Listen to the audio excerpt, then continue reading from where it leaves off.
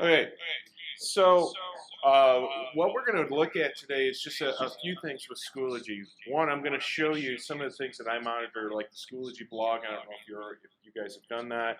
We're going to look at when you have suggestions for Schoology, where can you go? How can you make those suggestions to them? The other thing we're going to look at, as far as within Schoology, we're going to look at a couple of things. One is and I'm actually going to show you this on the blog, is the new way that you can grade if you have an iPad. I showed this to some of the people at the PB Day in November. Yeah, we don't before. have one. Does anyone here have one? No. No. You know, actually, Ron has Sorry. one, so, yeah. Ron's not don't tempt us. Okay. I brought snacks for people. Yeah. If you need some. It is cool, but okay.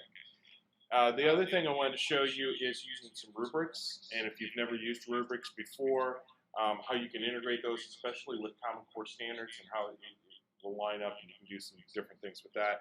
And then the other thing, the third thing I want to show is how you can use the student completion rules with folders. So if you wanted to set up your class with some folders, put things in there that the students have to complete and do in order to open up the next folder or open up the next theme or unit or whatever. So that's where I want to go with this. So the first thing I'm going to do is show you this Schoology blog. And if you've never done this before, I'll show you how to get into it. But there are some pretty cool things that you can do with this. It's just really good information to have about things that are coming. The way you get into it is if you just go to www.schoology.com.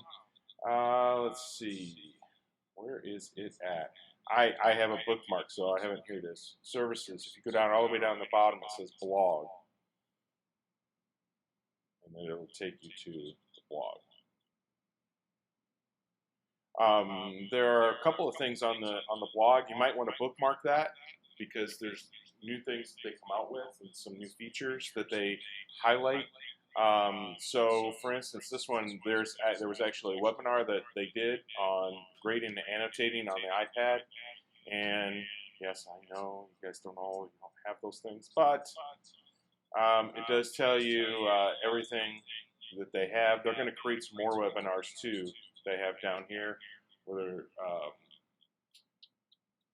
so they're going to keep creating those, which is nice because that's something that they're just starting to do, is create those webinars. I just and then go to the bottom of that. More, then it's Schoology, and then yeah, I scrolled all the way down to the bottom. So there's some more things coming. So this is actually the other thing I like about this webinar that they did is they tell you the highlights within it. So if you want to scroll to a certain point in the webinar, you'll know exactly what they're talking about. The other thing that's on here is their conference this summer. I went to the conference last summer. It was the first one that they had done. They're doing another one this summer, and it's in Chicago. It's probably one of the best conferences I have been to. The thing about it is that everybody there uses the platform, and it's about how do you use the platform in integrating within your classroom. The keynote speakers that they had were outstanding. They had Alan November, if you've ever heard of Alan November. He was one of the keynote speakers, and the other lady was Jenny McGarrah, who is she is the, I don't know exactly her title, but she works for Chicago Public Schools. So she may be there again since we're doing it, or since they're going to have it in Chicago. They do have the keynotes. You want to see something really cool, watch Alan November's keynote from last year. It was very enlightening. And what he did is he talked about searches on the internet, how to do them, and why kids get bogged down. And really, as teachers, how we need to change our assignments to fit the nature of the internet today in the world we live in. It was really good. I really enjoyed that. Can you give a quick example of something? Well, what he said was this. He said, okay, so you're doing a project, he used history. And he said, you're doing a project on the Iran-Contra, or not the Iran-Contra, the Iran hostage crisis from 79, 80. And he said, so you want to get into that. And you asked them to say, okay, well, give me the main factors of the Iran hostage crisis. What's the first thing they're going to type in a web search? Iran hostage crisis. And what's the first website that's going to come up? Wikipedia. Wikipedia. Exactly how reliable is Wikipedia? Well, there's debate about that. Probably depends. Well, there is debate because if you look at a lot of it is some really good research, but then if you use the president's pictures, like I did a couple years ago, and you found out that Wilson farted himself to death because his president Yeah. I'm thinking that's probably correct. Probably. You know, here's the thing about this. Where are most kids going to stop doing their research? Yeah, after the first page, maybe even after the first couple that are on that page. So he said, okay, so we want more in depth. He said, so what if I said, I want to know about the Iranian view of that same crisis. How did they view that same thing? How would we find that out? You know, his thing is, you know, we were all sitting there in this room going, well, you would have to talk to Iranians, right? Find out how they viewed it. How would you do that? Well, even 5 years ago, 10 years ago, you probably would have to find somebody at a local university who is an expert in Iranian history. Fly to Tehran, talk to the people there, or try and find research someplace that somebody else has done. But with the internet, we can search for that. So if we want to find that out, and he goes through the whole thing. How would we, you know, type in Iran hostage crisis Iranian view? What's the first site that comes up? Wikipedia. It hasn't changed because Google is geocentric, which is well, I don't know, is that the right word? Wherever you're searching from, it knows your location. So it's going to give you websites that are associated with that location. So if you're in the United States, it's going to give you English websites. It's going to give you websites from a Western point of view. But if you know how to search on the internet and you know country codes, you can get into the Iranian point of view, which is, and you know, so you do that and they come up and they're in Arabic. Google has a translator. The funny thing was, when he part of his thing is, he said, so I asked kids, I asked students, okay, so you get to you know how to search for the Iranian. Now, what are you going to search for? Once you know how to get into an Iranian website, what are you going to search for to get to the Iranian Iran hostage crisis from the Iranian point of view? What are you going to type in? And they all say the Iranian point of view from the Iran hostage crisis. Well, here's the problem. Did they call it the Iran hostage crisis? No. So he says he goes through this whole thing. He did it with us. Go through this whole thing. He types that in, not one hit. And the kids are like.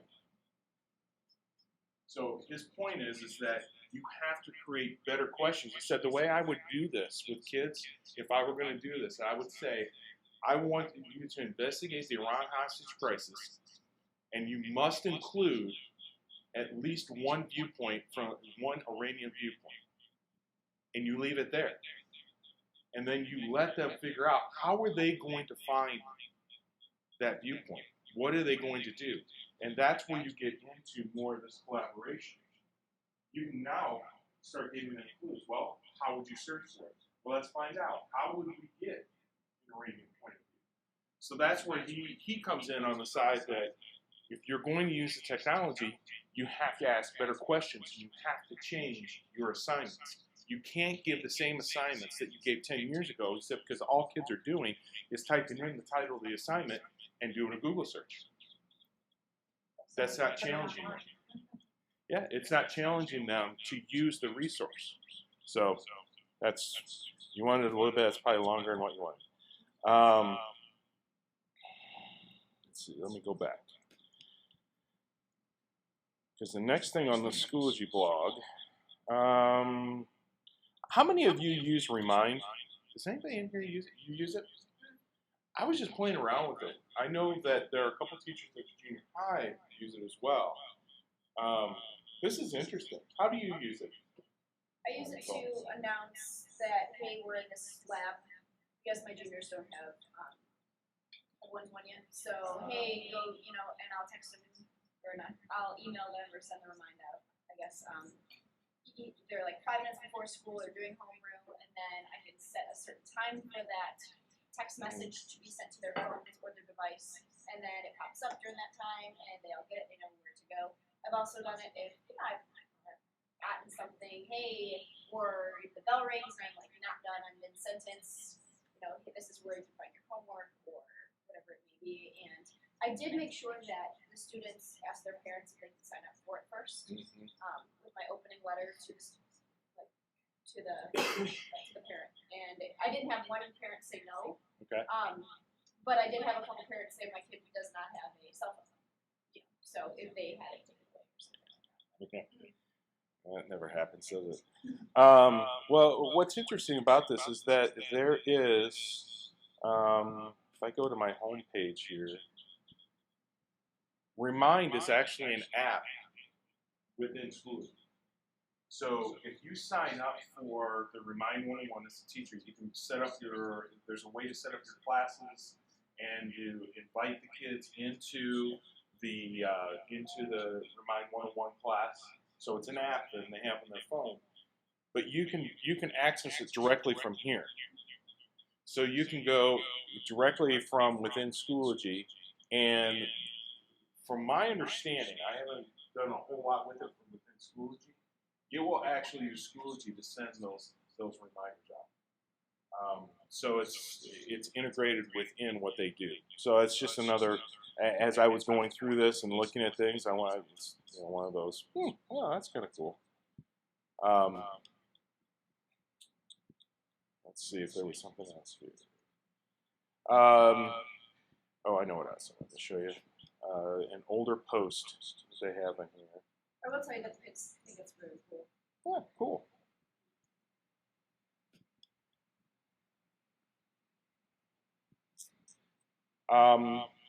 This was a new change that they just announced. So if you've used rubrics at all, this is one of the things that they did change, is that you can now override an overall score for a rubric. Which the way they brought this out is that if you have a policy that if you turn something in late, you get docked points, that you can actually do it within there without changing how you graded the content, and then you can attach a note to that. So that was kind of cool. Something that I think we're going to be working on probably once we get closer to the end of the semester is these final grade settings. This is something new that they just came out with. And one of the things that they have on here is you can now hide the overall grade from the students' reports, and you can hide the grading period from students' reports. I am still working through this with them, because there's a few things that is confusing to me about this. One is if you hide it, it doesn't seem, well, let's put it this way. The reports that the parents get on a weekly or daily basis, I believe, is the overall grade that they get a snapshot of. So if you hide the overall grade, I don't know what they get. I haven't figured that part of it out yet. And So they don't get a grade for the quarter? They will. They just won't see it. What I'm suggesting is, if we hide the overall grade, that's the part. The course grade, that's the part that has been confusing to parents. because they see a first quarter grade and they see an overall grade. The overall grade is a compilation of everything they're doing. So if we hide that overall grade, all they're going to see is the quarter grade, which is really what we want them to see. So that's a good thing. Actually, if you wanted to hide the overall grade now, you could. I just don't know what it's doing yet to the parent emails they get and what they see. I know for you, it fades it into gray. Yes. So, is there any way that can just go away? For the teacher? No, it's going to stay there. It's always going to be, it'll just be grayed out. But for the students, It just takes up so much more space. I know. Than, I mean, what do we use it for? Until Can we make a feature to hide that column? Like within our grade book? No. Could that, I mean, we can suggest it. like a collapse, you know what I mean? Like in a Excel document? Could they build that in?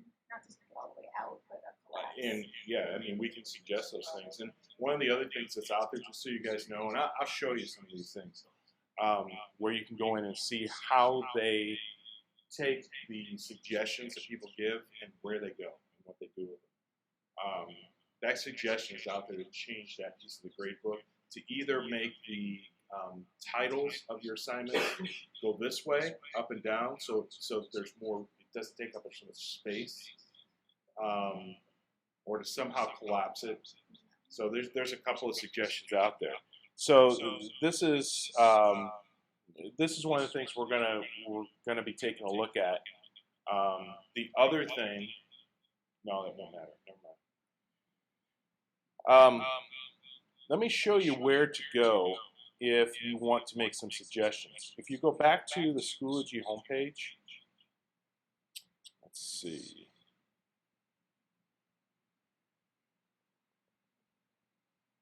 If you go all the way down to the bottom where it says Services and it says Help Center, there's a couple of places in here that are really good. One, they have the entire Schoology guide there that you can search. The nice thing about this is that, let's say that we're searching for, let's do rubrics. It'll give you all the results, and there's two different parts to this. There's the knowledge base, which is the actual stuff from Schoology, and then there's the community, where people are asking questions about different things. And you can see some of these things. It says, please work on your rubric system, more into standards-based grading. All right. So here's what you can do. And this is the kind of cool thing. So let's go back here to where I was at, to where it says community. And if you go, no kidding, I absolutely agree with this. You can click on it, and the way it happens is you upvote it. It's going to ask you to sign in order to upvote.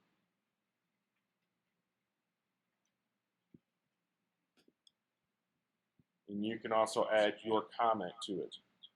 So let's say you have a suggestion. You have a suggestion as to something you want to see go into this, like collapsible gradebook.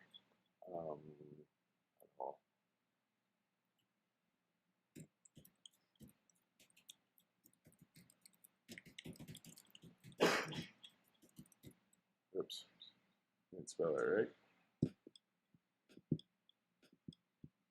And let's see if there's any search in there. See if anybody else.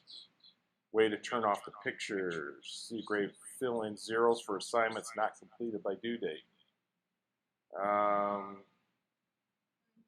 Let's see. Order of my assignments in the grade book.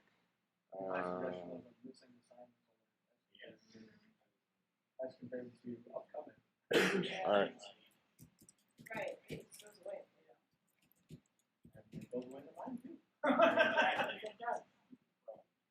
There you go. Missing assignments alert. Somebody else has already suggested it. So you do this, and then you come over here, and you upvote it, and then you can go. And what they do is they take a look at those features that people are most wanting, and those are the ones they work on. Just so you can see where the kind of stuff that I do, when you guys are giving me things and suggestions and stuff, here's what I do. I actually submit a request to them, and you guys can do this too. But I go ahead and I submit a request. And in here, you can ask a question, you can report a bug, you can do all those things. You are still welcome to give it to me, and I'll report it. I don't have a problem with doing that. But then, you know, you can see the number of things that we have suggested. I don't know how many pages long this is, but it's been quite a few since we started. Those are all mine. Those are all mine. All things that I've asked them about. Yep. And they give you the status solved. Most of the time, they solve them to my satisfaction. Sometimes they don't. But I would say 9 times out of 10, they solve things, you know, according to what I'm looking for. You can see I've still got some open things right now. So one of the things I put down there, for whatever reason, I get emails whenever people like create scenes or topics. They talk about secure testing browser, like I know that's kind of hard to do, but That's it's something that's on their radar. I don't know. That is not something I heard about last summer at the conference. I think creating that secure browser, I'm guessing, is a huge undertaking. But it doesn't mean that they're not working towards that. But, yeah. I almost feel like it's a good way for them to hear us. But as an individual, I don't think it's going to get very far. Because, I mean, you just clicked on missing assignments, which you agree, I agree as well, not in here. As individuals, we can't do very much about it. But as a collective group, if you can present it to, you know, like there's that in-service day coming up, and if we can get 15 minutes, show us this, and as a school, you say, this is what we need, and then start upping, you know what I mean, then maybe, right, but, Yeah. like, when do you have time to do that, you know what I mean? I know. And I know. however, if you give us time and just sit there and talk about, well, what are the problems in schools, you know, we're thinking about keeping it or dropping it or whatever we are thinking, then we need the platform to voice the opinion. Well, clearly emailing you is not the direct answer. This is, of course, not the direct answer, but at least it's a more helpful suggestion. You know what I mean? Because that I know. missing assignment I agree. could go up by 90 by the end of the day. Yes, it could. Or, I agree. You know, so I that would agree. be a good suggestion if you can make to administration. I mean, that would take 15 minutes of just sitting around talking, you know. I mean, I'm open to doing anything. Yeah. It's just a matter of when do we do it? How do we have the time to do it? Sure. And that's where I get caught sometimes because I'm learning there are a lot of priorities that are above that. So I guess I'll leave it at that. But I just got an email from somebody here about the discussions that it's showing up as a 0. I think Pat alerted me to that when I first did it. It's something they're working on. They've been able to identify the problem and they're working on it. So, you know, those are things that they continue to work on. So anyhow, that's where you can do that. I like the idea that we take, I don't know, 15 minutes at a staff meeting or 15 minutes at a PD. When's your next PD? There's one every January. Yeah. 5th. There's a BLT tomorrow. I'll mention it tonight. All right. If you think it's a good idea. So. Well, from what I understand, the 5th is PEA day. It's Yeah, planned or not. No, the BLT is now in charge of it. He's PA and stuff like that. Yeah, I agree with it. Then they didn't say anything that they had. Mike is there to meet with us.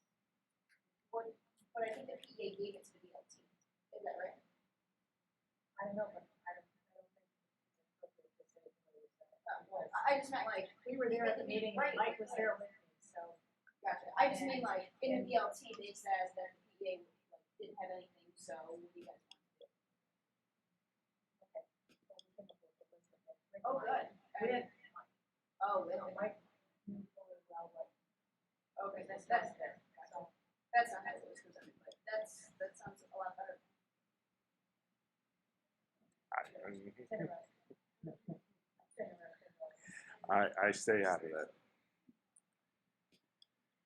I've stepped in enough, you know what, in the last 2 years that. I hear you. Okay.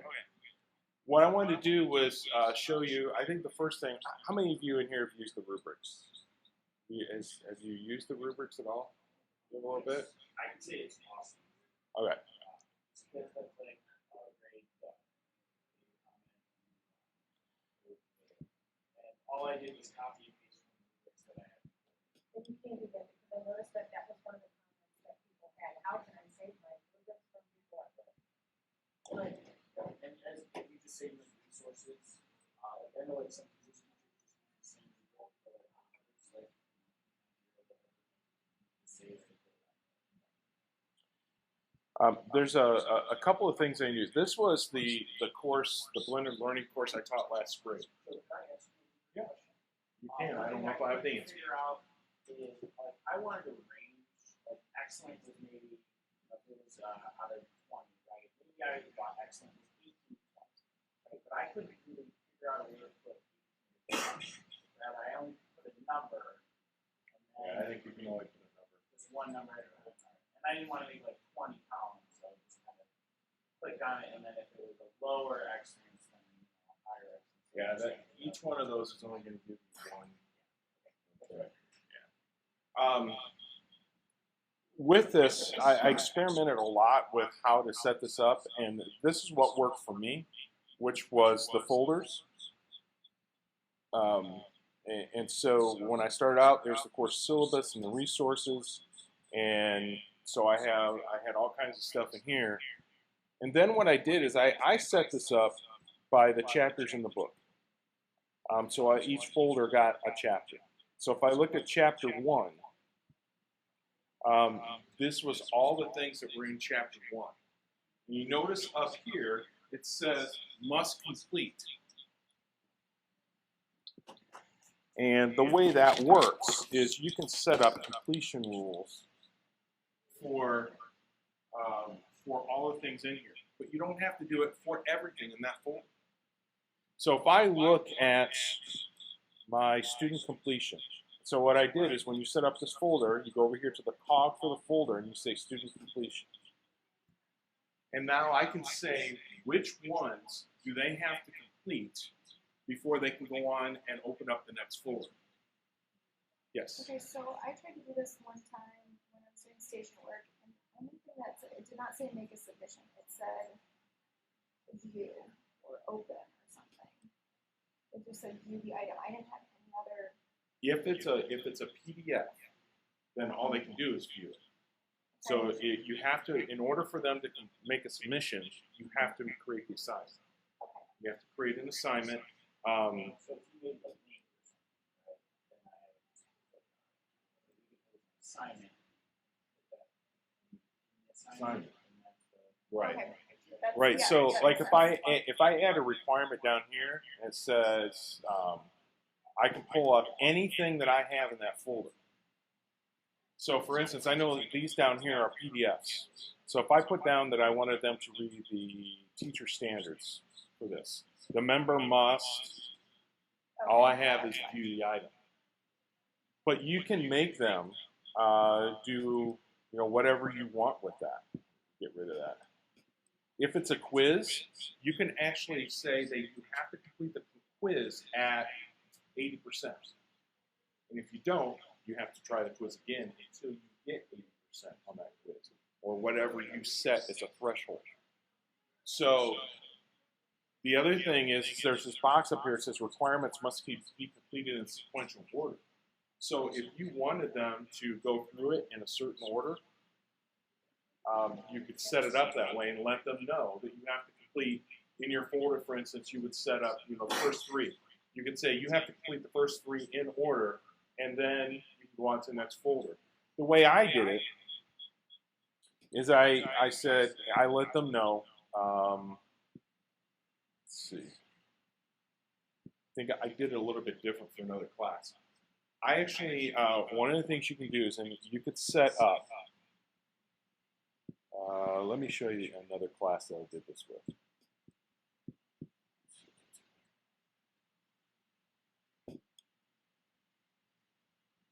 What I did for this one, this was the one for this past summer. And what I did with this one is for the folder, I set up chapter 1 directions. And this is a page that you can set up within your folder. And this is what you're going to have to do. All right, please respond to the following. And then the 3, I say those 3 videos are for your enjoyment. You want to watch them, don't have it. By the way, if you've never seen Bloom's taxonomy according to Seinfeld, it's pretty funny. Anyhow, so I did that and set this up. This was the reason I did it this way for this course was because it was completely online. It was completely self-paced. They met with me once at the beginning, and then they were on their own unless they wanted to come to. I made the same thing I made with everybody this summer. If you want to meet with me individually, just let me know. You want to come to the help sessions, come. So then you have all these, and it tells them which ones they have to view, which ones they have to do. So it's kind of it's a different way of setting up your course. One of the things that's kind of neat about this is, I can't do it with this one. If you were in the course, you could preload all of this stuff, put completion rules on it, but the kids will only see those folders that are available to them. If they, I take that back. They can see all the folders, but if they click on one and they haven't completed the requirements above that, they won't be able to open it and do it. So it's another way to, I don't know. Yeah. And you can do a combination of the folders. You can have some folders, like if you look at the folders I have here, this one doesn't have any completion rules on it at all. So you could set it up with some folders that are open to them at any time. So if you want to have resources and those kinds of things open to them, you can. And then when you get into your content, you could script those. So, yes. What would that look like? Would that be you have, like, let's say you have 30 assignments on all of those books. All 30 assignments show in the book. They'd be able to see kind of like a progress bar, almost like, hey, I'm a third of the way through, or I only did 2 of the 3 assignments.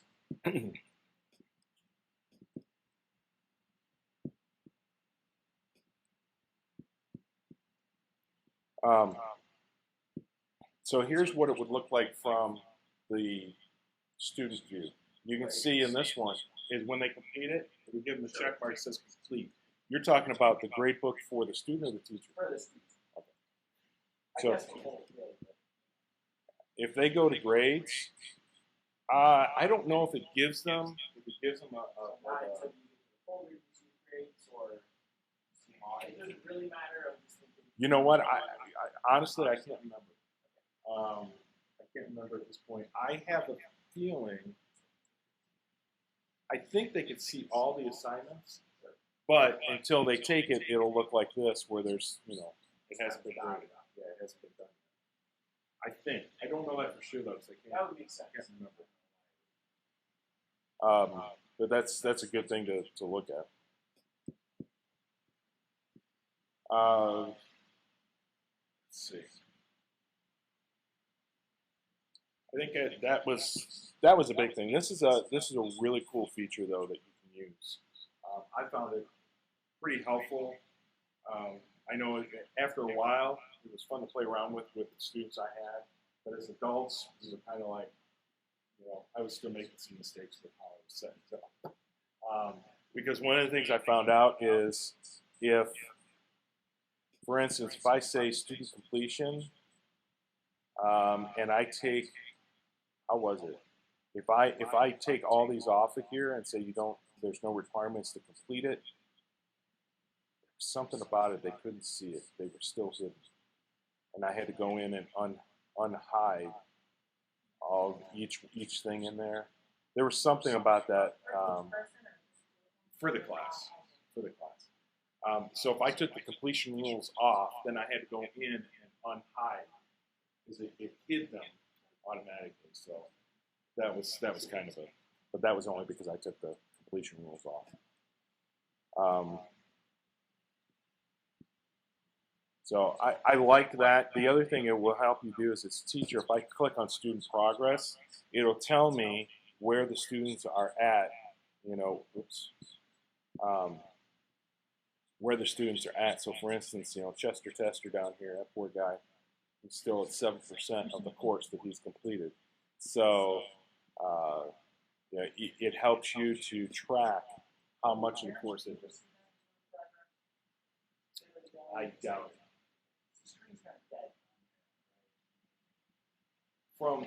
From that aspect, actually, I don't think the students can see that. What I just showed you, that's from the teacher. That's from the teacher. So as a teacher, you can see where they're at, how far they're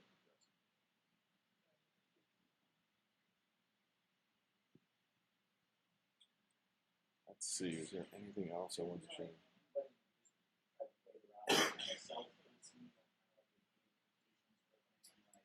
I don't. No, I don't. This is, I used it last spring, and I don't know if anybody's doing that yet.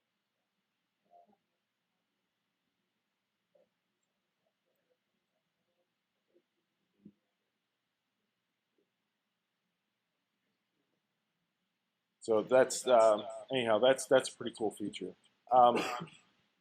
You do all know about the course options too, right? That you can view the course as, you can view it as the student sees it or as the parent sees it.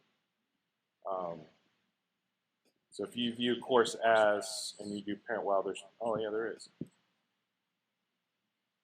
So this is exactly what the parent would see. And if you click on grades, this is exactly what they'll see as far as grades. And again, poor Chester is just, I'm gonna have to get on that boy. It's just not turning anything in.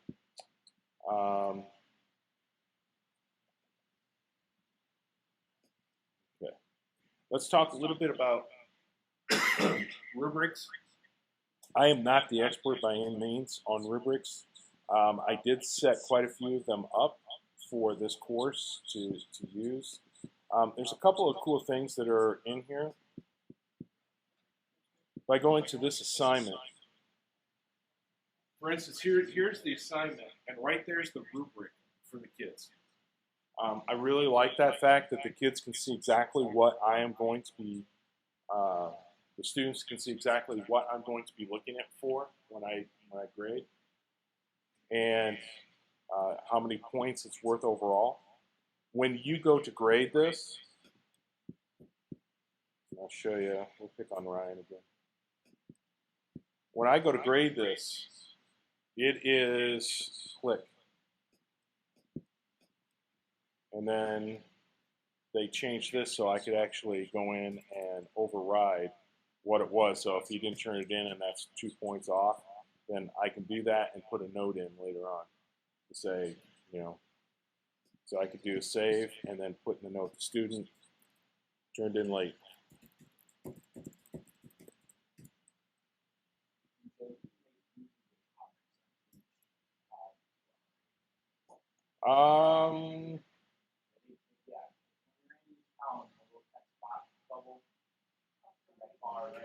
Here, yeah.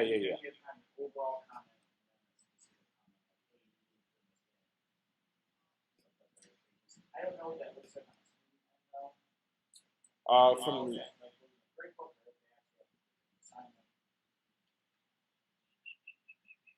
I would be willing. They're probably going to have to click on the assignment. Because the comments that would show up in the kids' grade books are those ones that you assign from within the grade book. Yeah, they would have to click into the assignment to see these.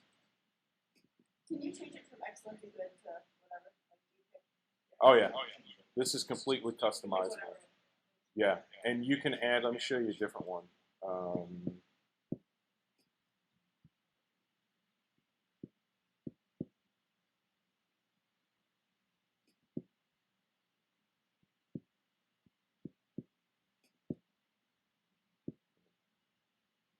Must be on the other course. Hold on.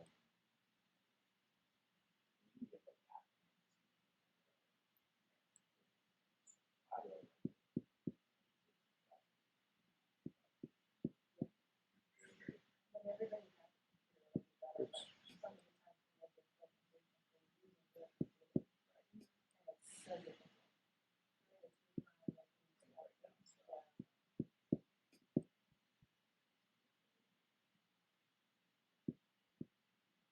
It was nice to just plug in the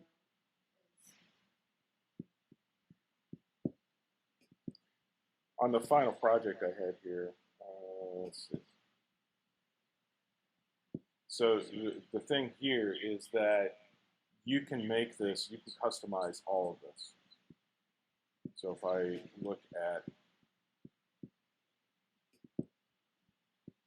look at this, it is, well, this one has 6.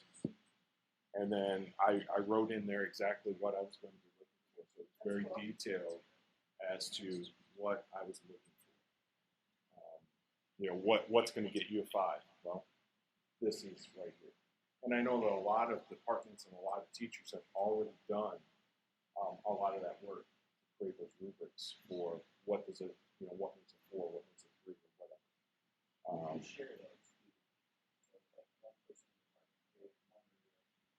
do you share it? I'm curious. So what we've done is we fund resources. Mm-hmm. Go there.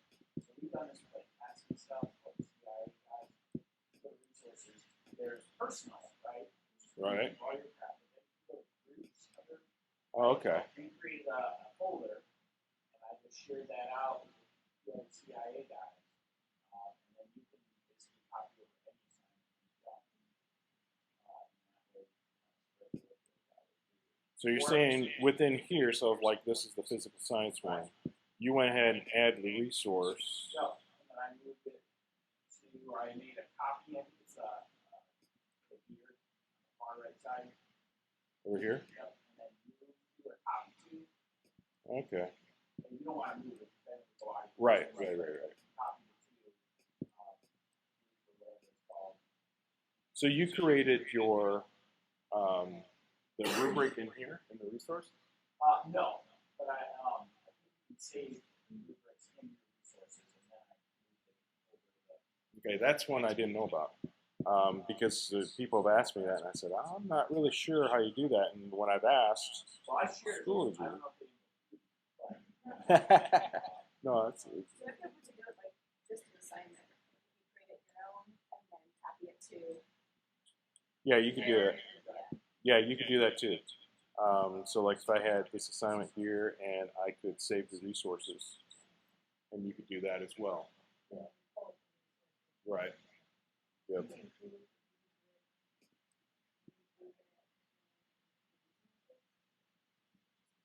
You could do that either way. Either one. Oh, okay.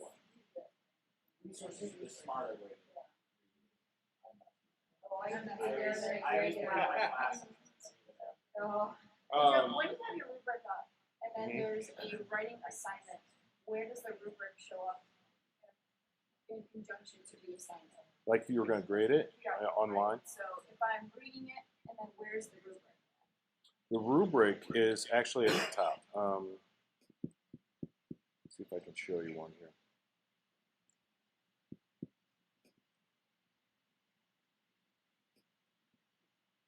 Oops. I only put it into one quarter. I can't remember which one. It's probably 4. Oh. There they are. All right, so let's go. Let's try this one. All right, so if I'm going to do, I'll do police here. So it shows, it'll show here. She actually gave me a link, but it's right here. So as you're reading it, you can, oops. Is there a way to? Yeah. So you can go, you can make it a little smaller so that while you're reading it. Yeah. The majority of it. Right. Actually, this isn't, my screen is shrunk, so I think we can expand the screen as a proper logo. Nice. So that's one thing you can do with that.